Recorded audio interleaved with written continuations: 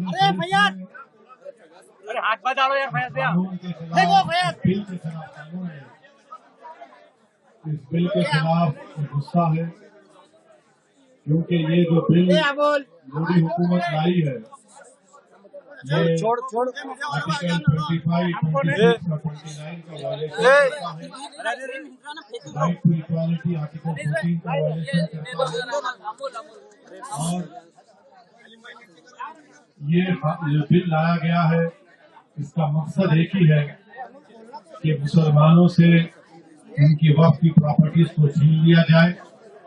और इस तरह का कोई बिल हिंदू एंडोमेंट के बारे में या गुरुद्वारा प्रबंधक कमेटी के बारे में या फिर ईसाइयों के बारे में नहीं लाया जाता।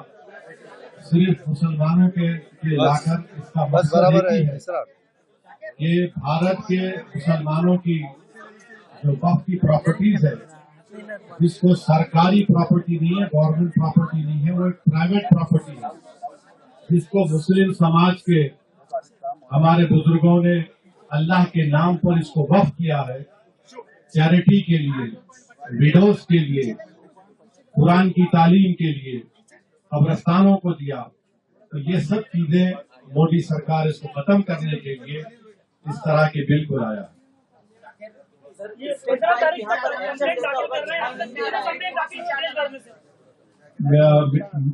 मीडिया रिपोर्ट भी आ रही है कि एक मीडिया रिपोर्ट है कि 4 लाख, कोई कह रहा है 8 लाख। तो 15 सितंबर तक टाइम है। मैं उन तमाम भारत के नागरिकों से अपील कर रहा हूं कि जो भारत की खूबसूरती है उसका भाईचारा है और हमारे देश में हर एक को अपने मजहब पर चलने की इजाजत है। ये बिल इन तमाम चीजों को खत्म करना चाहता है। तो all India Muslim personal law board ने भी जो QR कोड के जरिए आपसे अपील की है कि आप इंग्लिश और हिंदी में इस बिल के खिलाफ ये जो वक्फ का NRC साबित होगा, आप अपना रिटर्न रिप्रेजेंटेशन भिजाए कमेटी को, सरकार को भिजाए कमेटी को। और महाराष्ट्र में ये कई जगह पर रिप्रेजेंटेशन दिए जा रहे हैं पर्सनल लॉ बोर्ड की लीडरशिप में। आज औरंगाबाद में पहली मीटिंग हुई है और देश भर में इस तरह के पब्लिक प्रोटेस्ट मीटिंग्स होंगे जिसका फैसला all India Muslim personal law board ने किया है। इस कानून में ये बात आपको समझना है कि लिमिटेशन का जो कानून है आप वक्फ प्रॉपर्टी से निकाल दे रहे हैं। हिंदू एंडोमेंट में लिमिटेशन अप्लाई नहीं होता, वक्फ में क्यों अप्लाई हो रहा है? हिंदू एंडोमेंट बोर्ड में और NGT हो या रेलवे क्लेमेंट ट्रिब्यूनल, ऐसे 14 ट्रिब्यूनल्स है जहां पर उनके फैसले को फाइनल माना जाता है। और बीजेपी झूठ बोल रही है कि ट्राइब्यूनल के डिसीजन के बाद कोर्ट्स को नहीं जा सकते। आप रिवीजन पिटीशन डालते हाई कोर्ट में और फिर सुप्रीम कोर्ट जा सकते हैं।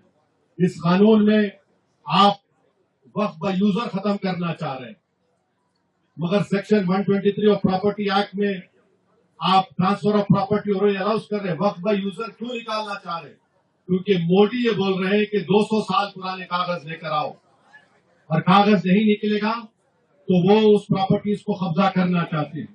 हिंदू समाज में by custom and by usage एक टेम्पल और टेम्पल की प्रॉपर्टी बन सकती है, तो मुसलमानों में वक्फ बाय यूजर क्यों नहीं बन सकता वक्फ? मोदी सरकार कलेक्टर को इतना पावर दे रही है कि कलेक्टर अगर इंक्वायरी जब करेगा किसी प्रॉपर्टी, कोई भी प्रॉपर्टी के बारे में वक्फ की, तो जब तक वो प्रॉपर्टी इंक्वायरी मुकम्मल नहीं करता वो प्रॉपर्टी वक्फ की नहीं रहेगी। और प्रिंसिपल्स ऑफ नेचुरल जस्टिस के पुकार कर कह रहा है कि कोई भी कलेक्टर या कोई भी आदमी अपने ही मैटर में जज नहीं हो सकता है।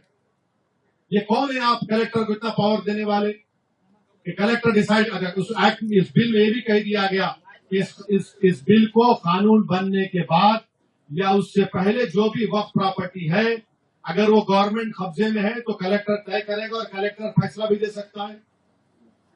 ये क्या हो रहा है इस देश में? नरेंद्र मोदी मुसलमानों से ये प्रॉपर्टीज को छीनना चाह रहे। इसीलिए हम ये कह रहे हैं कि ये कानून आर्टिकल 14, आर्टिकल 25, आर्टिकल 26, 29 का ग्रेव वायलेशन है। इस कानून में ये था, आप देखिए मोदी बोल रहे कि कानून हम वक्फ प्रॉपर्टी को बचाना चाह रहे। पहले 95 के एक्ट में था कि अगर कोई वक्फ की प्रॉपर्टी चोरी करता तो 2 साल की कैद बामुशक्कत, रिगरस इम्प्रिजनमेंट। मोदी जी उसको सिंपल इम्प्रिजनमेंट कर रहे हैं। अभी नॉन बेलेबल है, मोदी जी बोल रहे हैं बेलेबल कर दूंगा मैं। मुतवल्ली अगर कलेक्टर की बात नहीं सुनेगा सेक्शन 61 में, तो कलेक्टर मुतवल्ली को अगर बोलेगा कि मस्जिद को तुम बोल दो गवर्नमेंट प्रॉपर्टी नहीं करेगा, तो कलेक्टर को 6 महीने की सजा। आप बताइए क्या क्या करना चाह रहे हैं मुसलमानों से आप? ये कानून बना रहे हैं। और जितने भारत की पॉलिटिकल पार्टीज हैं उनको सोचना पड़ेगा, चाहे वो एनडीए की सपोर्ट कर रहे हैं या नहीं कर रहे हैं, ये कानून भारत के कॉन्स्टिट्यूशन के खिलाफ है। आप कैसे इस तरह का कानून बना रहे हैं? आप पूरी प्रॉपर्टीज को छीनना चाह रहे हैं। ये काम इस बिल के जरिए मोदी करना चाहते हैं।